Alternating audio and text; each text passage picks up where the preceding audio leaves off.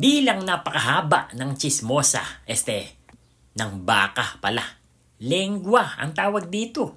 Sa pressure cooker maglagay tayo sibuyas, bawang, toyo, liquid seasoning, pamintang buo, beef cube para malasa.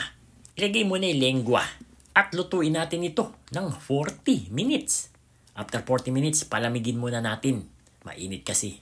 Salain ang pinagpakuluan at maglagay tayo ng isang pack ng mushroom powder. Durugin. Haluin. Pagkatapos babalatan natin yung ating lengua. Ayaw mo naman ng magaspang pag kinakain, hindi ba? Hiwain natin ito. Yung saktong kapalang. Sa isang pan, maglagay ka ng mantika, butter, sibuyas, bawang chorizo, isang latang mushroom. Sinama ko na rin pati yung sabaw. Beef broth, all-purpose cream. Haluin, maglagay ng asukal, paminta, garlic powder. Tapos,